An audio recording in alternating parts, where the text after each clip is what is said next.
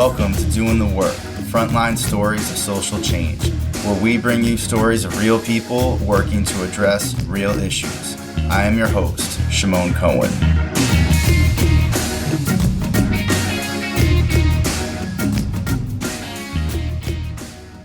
Hey everyone, this is Shimon at Doing the Work. Our first podcast guest, Jonathan Foyles, has a book called This City is Killing Me, Community Trauma and Toxic Stress in Urban America on Belt Publishing. Check out the link in the show notes and use the code DTW, as in Doing the Work, to get 10% off the cost of the book. Belt is also going to kick some money back to the podcast, so this is an excellent way to get a great deal on an awesome book and contribute to the podcast. In this episode, I talk with Margo Walsh, who is the founder and CEO of MaineWorks and the chair and co-founder of the Maine Recovery Fund, both in Portland, Maine.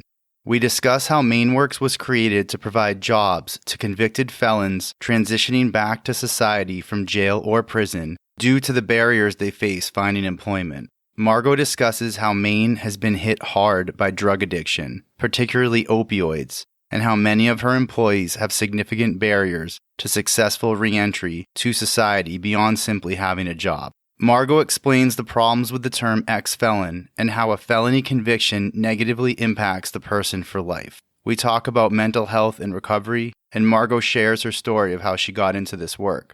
I open up about a friend of mine who was a felon and died by suicide. I hope you enjoy the conversation. Hey, Margo, thanks so much for coming on the podcast and spending time to talk about the excellent work that you're doing up in Maine. So happy to have you here. Thank you so much for the invitation. It's a delight to talk to you. Thanks, Shimon. So just to get started, if you could share with the listeners about, MaineWorks and the work, what that program looks like, and kind of take people into the daily activities of what that program looks like.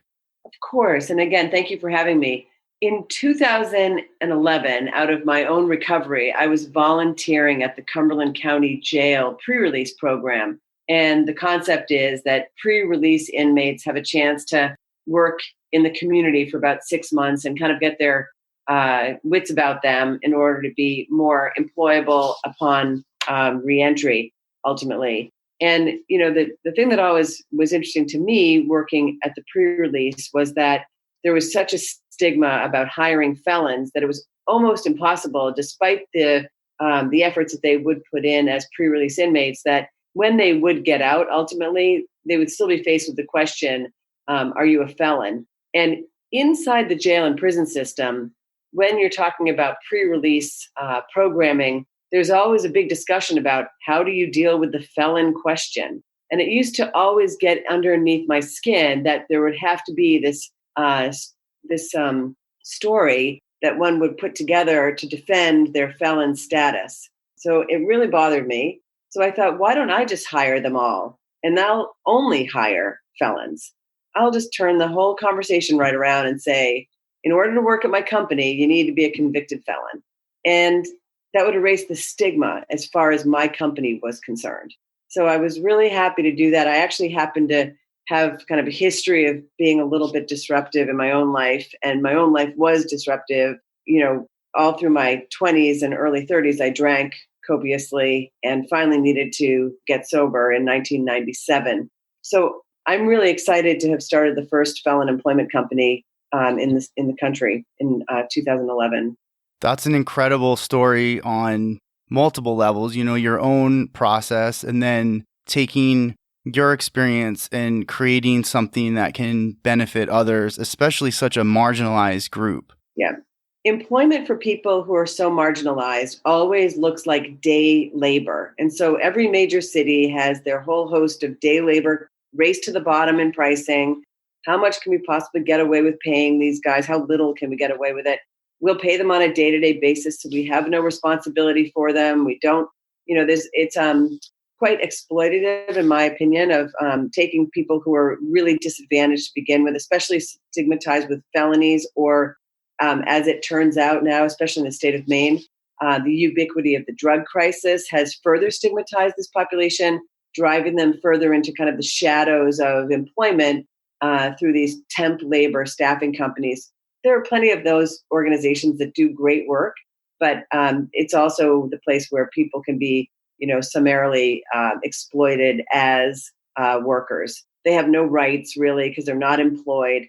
So I wanted to turn the story around to say, I'll hire them fully. So MaineWorks employees are fully employed by MaineWorks. And then we use a staffing labor model where we actually, on a day-to-day basis, put them out to work at different companies. And in many cases, they work with a company for several weeks at a time. And the great outcome after a few months is that my employees, MaineWorks employees, actually convert to the payroll and permanent employment with one of my clients. It happens all the time. And so not only do they get a great outcome with a private employer, usually in the construction companies in Maine are the ones who have taken to this because their labor needs are endless.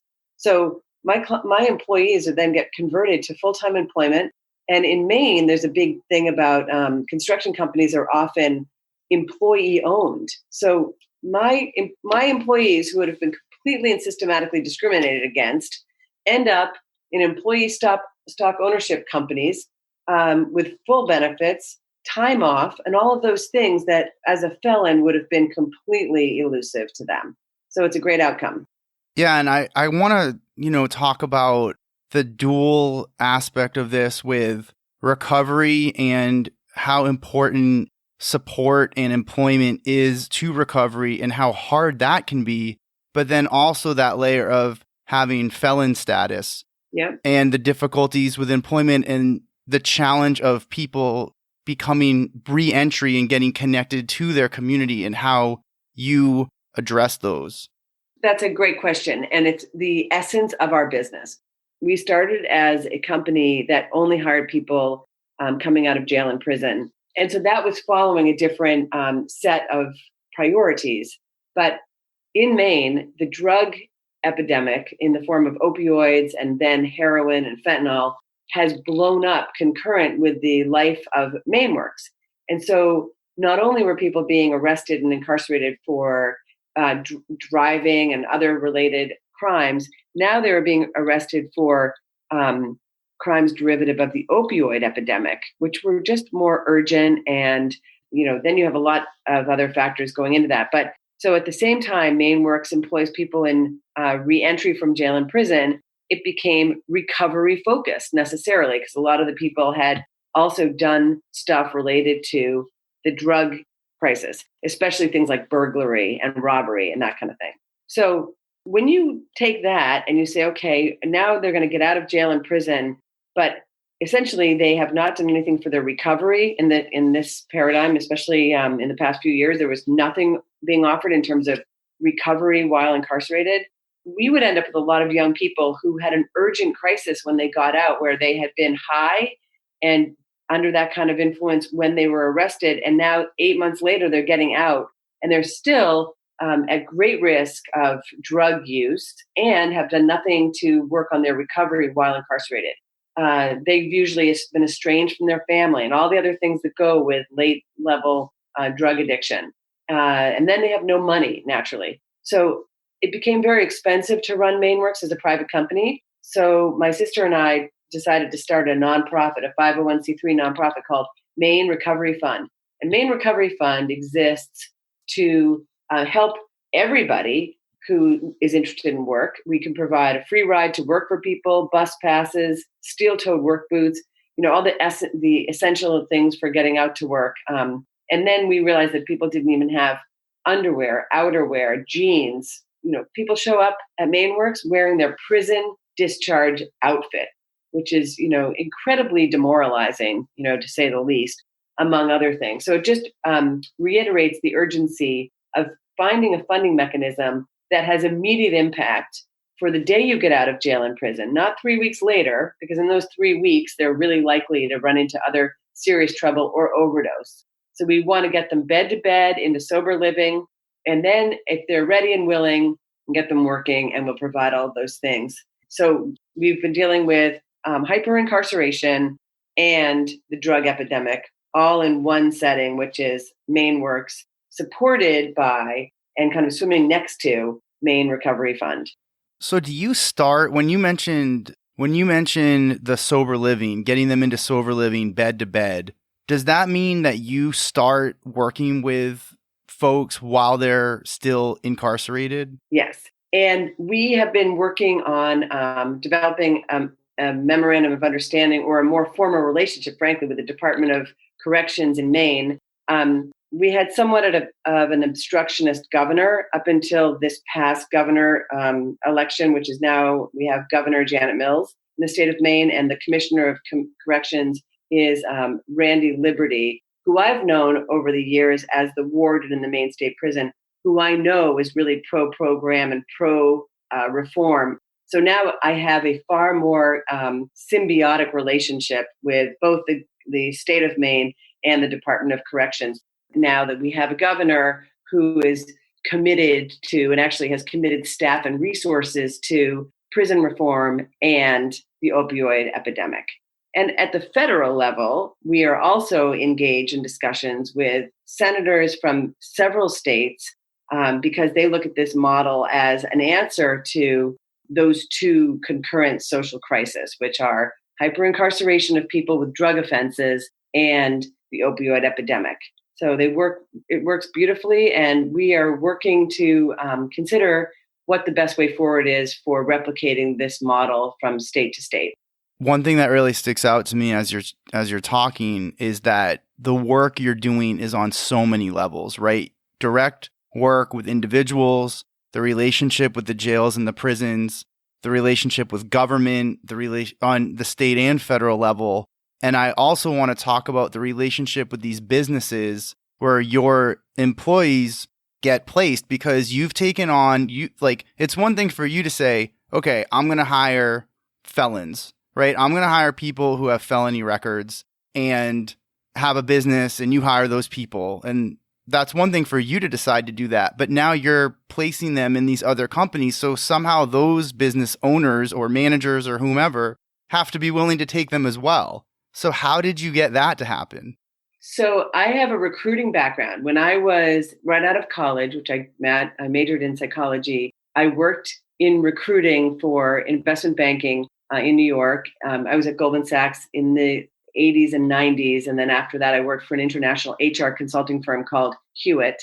And my interest has always been finding ways for those types of companies to access non-traditional employment markets because they're not naturally drawn to those organizations. And so I've been working for the underdog since I graduated from college, basically. But I've had to hire with great discretion because you can't just hire anybody to fill a number or a quota. You need to hire someone that's actually going to supplement that workforce or add value to that workforce. And so MaineWorks hires with great discretion. I can't dragnet the entire prison population and hope that I might get one or two people that can actually, hold themselves together for a full workday. We have to go through a lot of vetting, and that's why actually at MaineWorks, we get to try these guys out for their ability to show up for work every day and overcome the myriad obstacles of reentry. And couple all of that, the backdrop is always mental health issues. So it takes us a few months to sort that out. And then I would say the guys who show the greatest promise are the ones who can actually do all of those things. Those are the ones who end up getting hired to full time. And many guys stay with MaineWorks for years, which is really cool for us, actually. But in their best interest, will hopefully work towards the goal of full-time employment with one of our private clients. Our private clients respect that we deal with people who are marginalized, and they are really excited to be able to open up their hiring practices with a partnership with us as the vetting process for those people. They trust you. They trust me. It's taken a lot of years to gain that kind of trust and recognition, but it's unbelievable.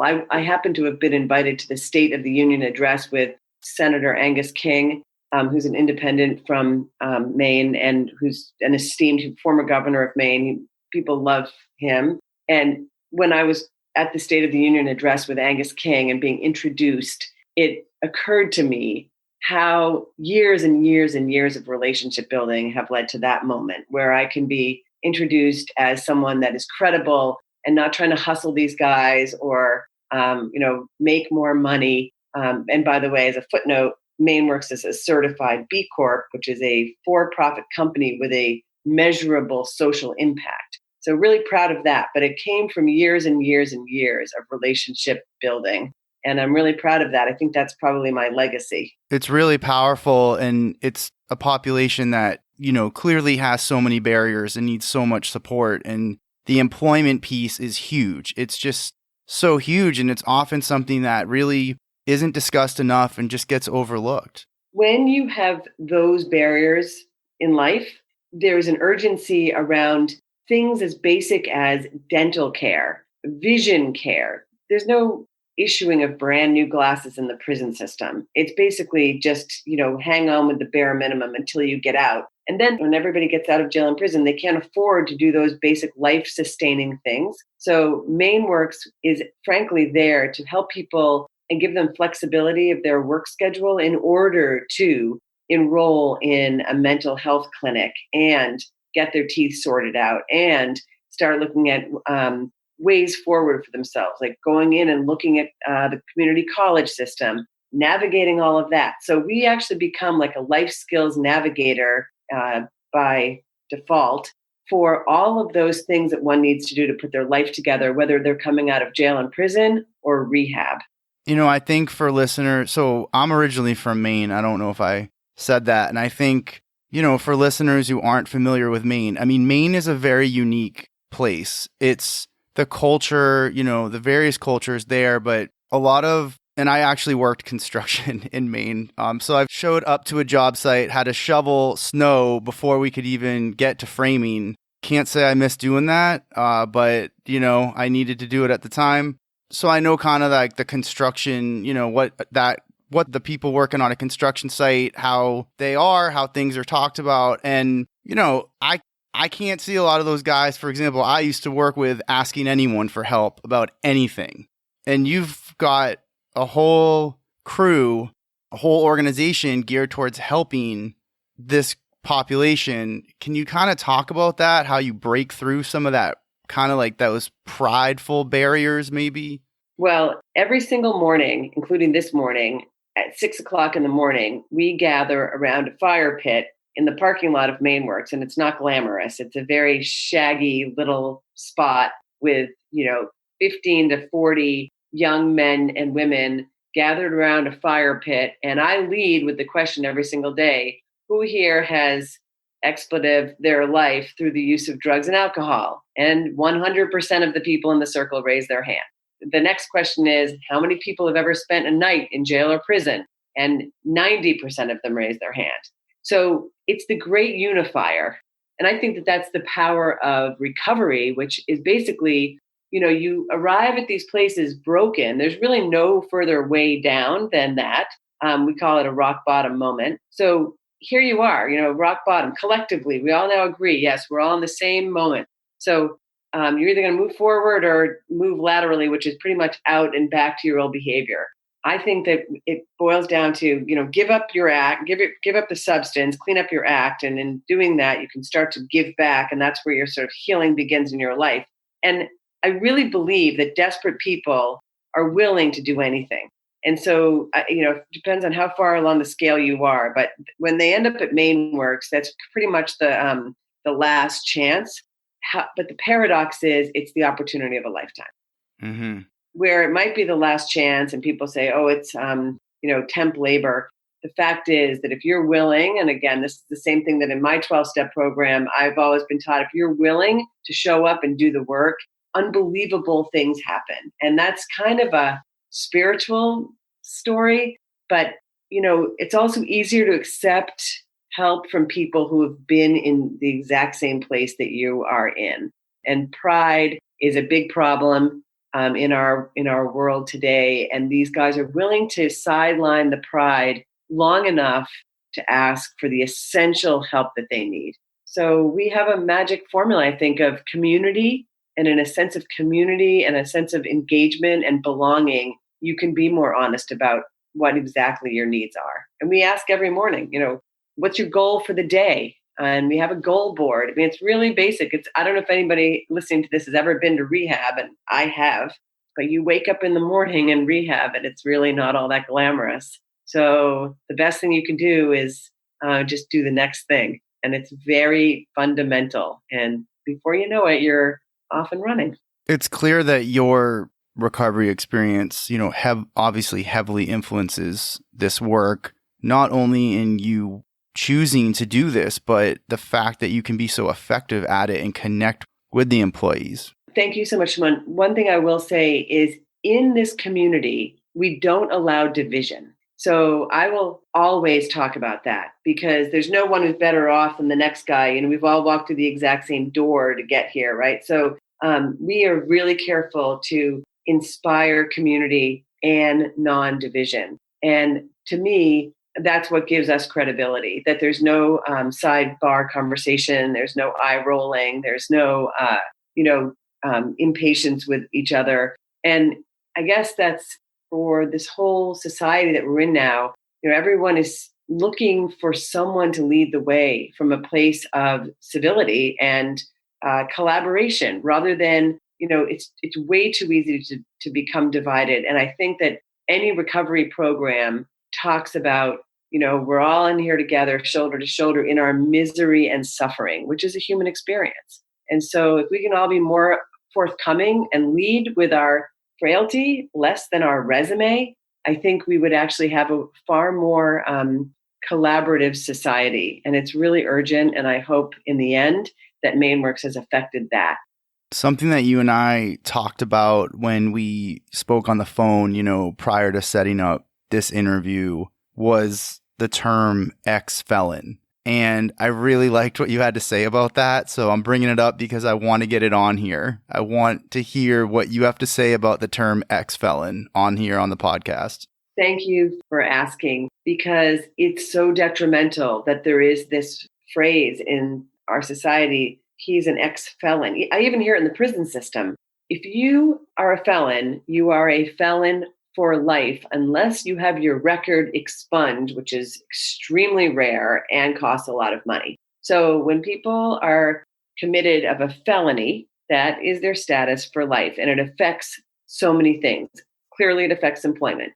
It affects housing. It affects access to social services. It affects education. It is so longstanding. And I think the problem is that we have been very quick to categorize all of these crimes as felonies, which endures for life. The other thing I want to say about that before I close is that when in our system of jurisprudence, and you receive, if you receive a sentence for something, that sentence is calculated based on the gravity of the crime and what the sort of parameters are for someone who's done that type of thing needs to be given this sentence.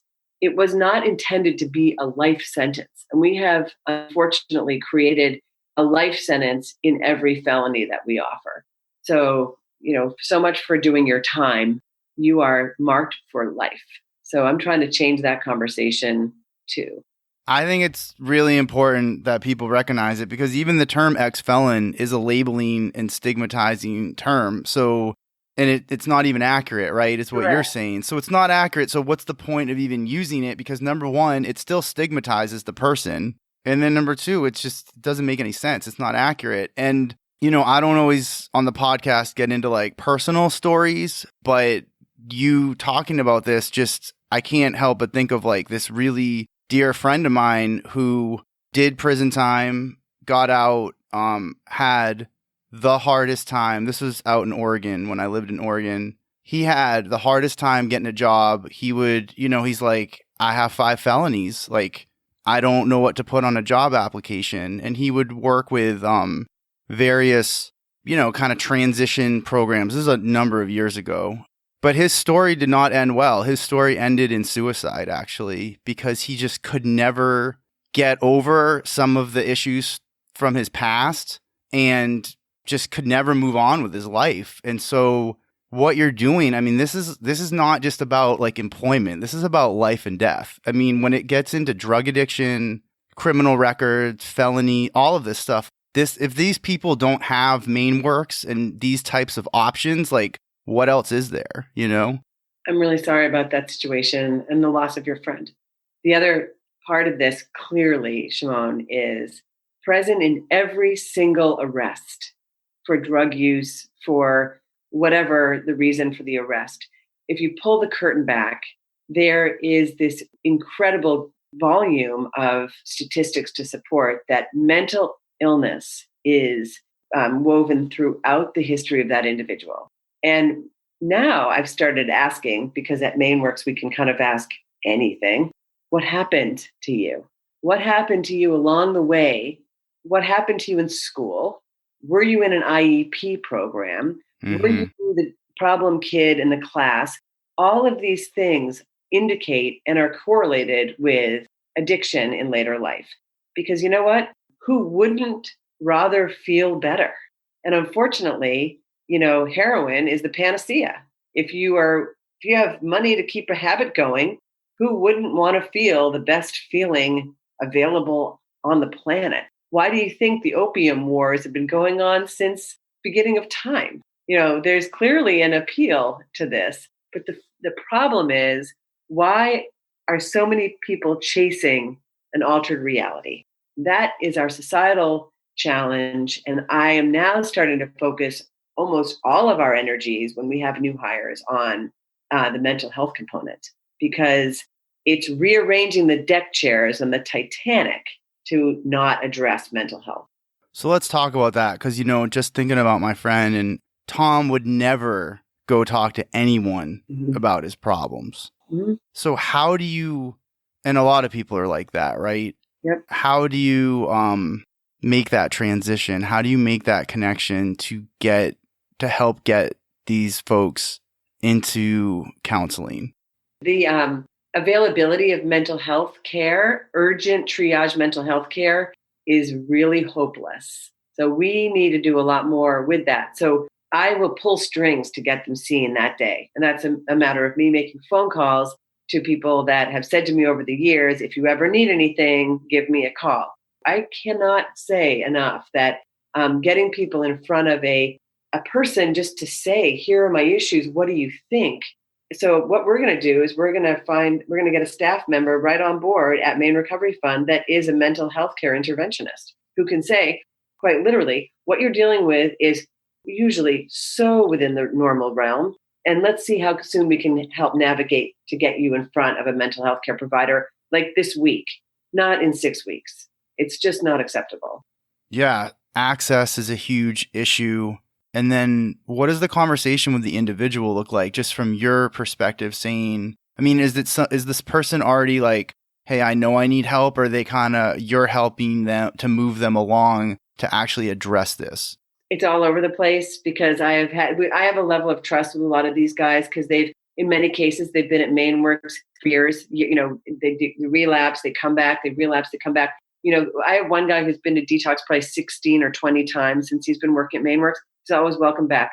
Unless you've done anything violent or jeopardized MaineWorks in any way, you're welcome back. And the circle opens up for you every single morning. So I will sit down with that person. The chronic, repeater is someone that I feel like I have a modicum of trust with. And I'll just say, listen, it doesn't serve you to continue to kick the can here. So how can we help you with mental health care that you need? It's a very direct conversation. Yep.